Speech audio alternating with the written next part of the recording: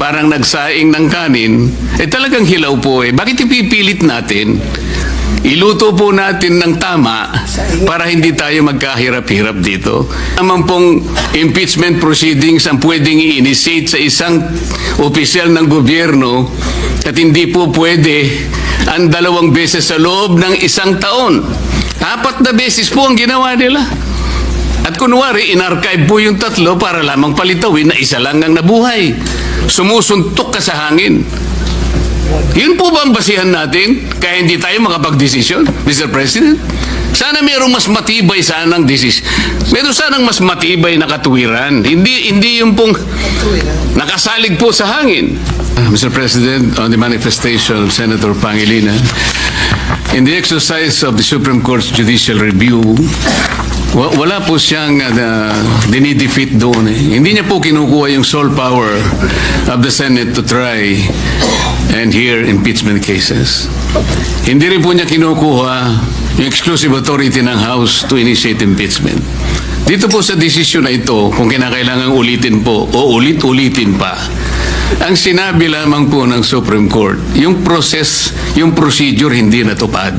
Ang dami po niyang hiningi, kagaya po ng binanggit ko na, ayaw pong ibigay. Yun naman pong mga tuntunin ay hindi naman po sinunod. Katulad nga po nung immediate referral, yung pag-refer sa Committee on Justice, yun pong pag-include sa order of business at pag-archive. Mali din po sapagkat hindi naman po 10th session day yun eh. 11th session day. Katakot-takot na paglabag po ang aking pong inihayag sa hapong ito. Wala naman pong gustong magpatibay at o kaya sansalain o kaya sabihin na mali ang aking sinasabi. Andito po yung kopya ng order of business na pinagbasihan ng Solicitor General na kung saan sinasabi po niya na yung 4 na impeachment complaints in-include daw po sa order of business. Tingnan po ninyo, wala kahit isa. Ang ginamit po nila ay journal, hindi po yung order of business na kung saan ginamit lamang po na additional reference of business. Ngayon po, yung operative pact na sinasabi natin, hindi rin po pwedeng mangyari yun sapagkat ang pinakabasihan po nun ay equity and fairness. Paano po yung fairness dito? Sari-sari nga pong violation, kaya nga ang paghahanilin tulad ko na nga, parang nagsaing ng kanin, talagang hilaw po eh. Bakit ipipilit natin? Ang alternative lang po, Mr. President, gawin po natin na tama. Iluto po natin ng tama para hindi tayo magkahirap-hirap dito. Isip-isipin po ninyo, sinasabi ng ating Constitution, isa lamang pong impeachment proceedings ang pwedeng i-initiate sa isang opisyal ng gobyerno at hindi po pwede ang 2 beses sa loob ng 1 taon. 4 na beses po ang ginawa nila. At kunwari, in-archive po yung 3 para lamang palitawin na 1 lang ang nabuhay.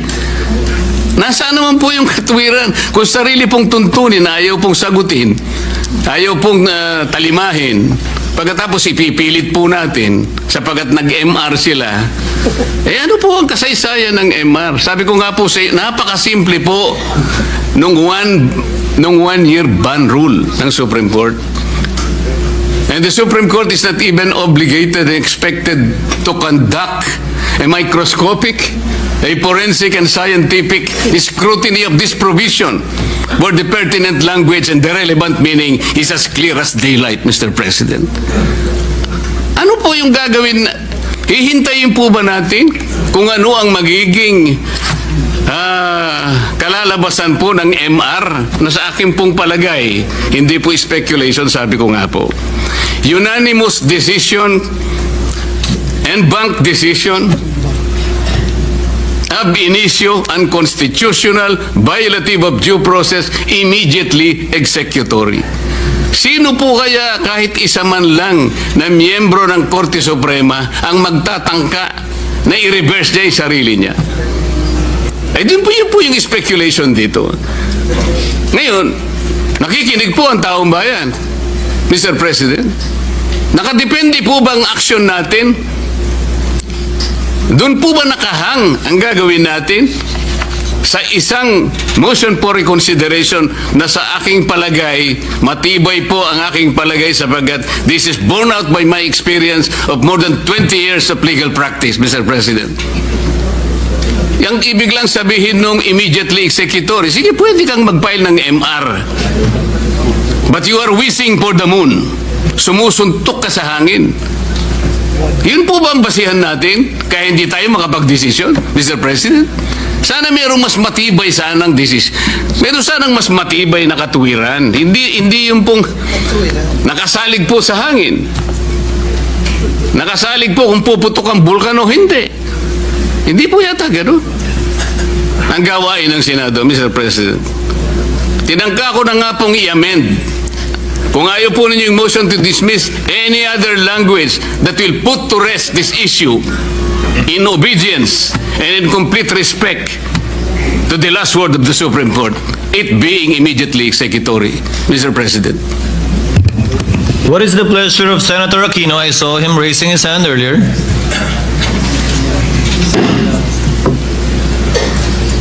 Senator Aquino seems to be yielding to Yes, Senator... Mr. President, may we recognize Senator Lacson, Mr. President?